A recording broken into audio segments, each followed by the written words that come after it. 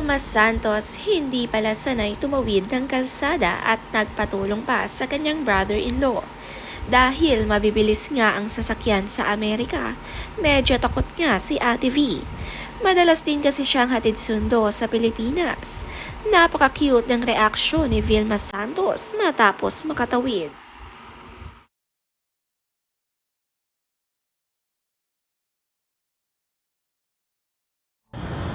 Hi! Still here at Seattle, Washington. I miss you guys and good day. Love you!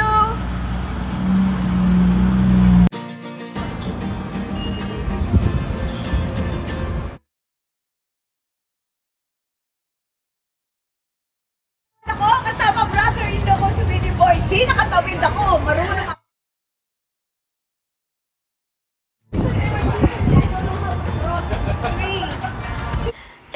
Enjoy pa nga sila dito sa Amerika kasama ang kanyang mga kapatid.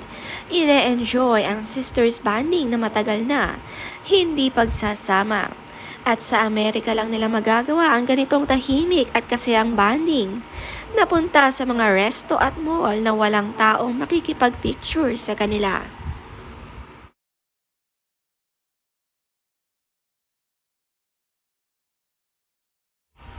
Ang apo naman na si Peanut dahil 6 months na nag-try ng kanyang first solid food.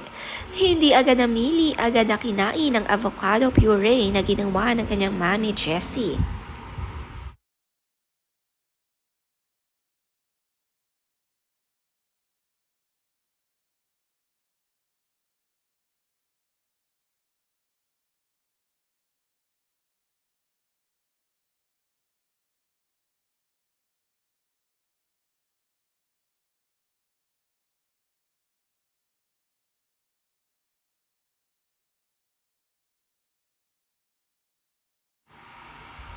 Ibang araw ang excitement sa pagpapakain ng anak, sabi ni Jessie.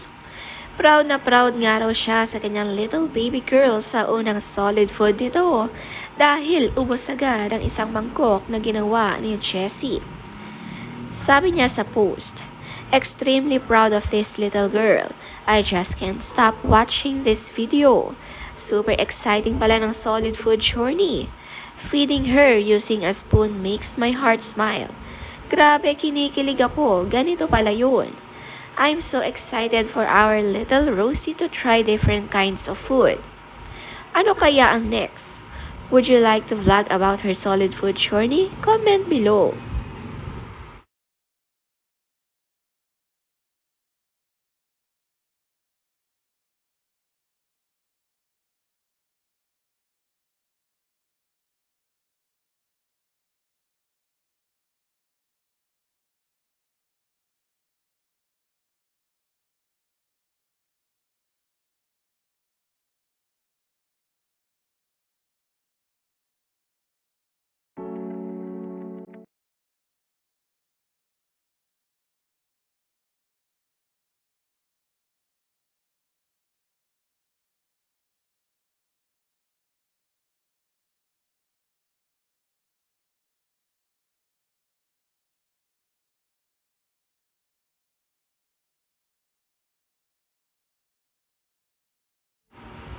Ang sarap nga panoorin ang pagkain ni Peanut ng kanyang avocado puree. Very good talaga si Baby Peanut. Present nga pareha si Mommy at Daddy sa unang pagpapakain ng kanilang anak.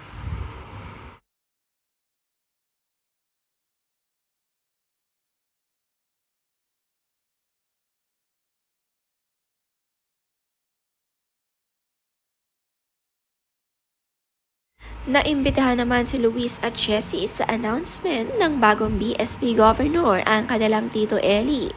Umattend nga ang mag-asawa sa event na ito para i-congrats.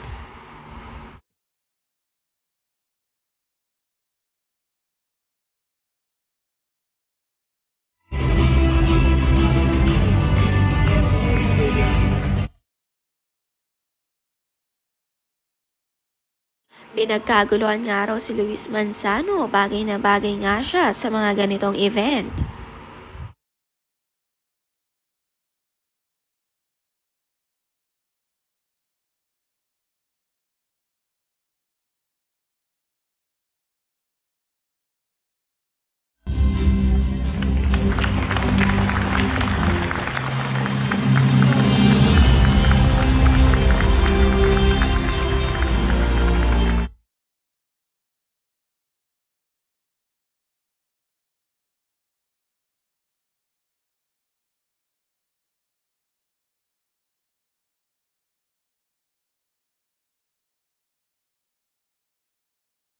Na-interview naman ni Luis Manzano si Camille Pratt sa kanilang channel. At mukhang kaabang-abang ang kanilang chikahan, masaya at mahabang kwentuhan nga nila ito.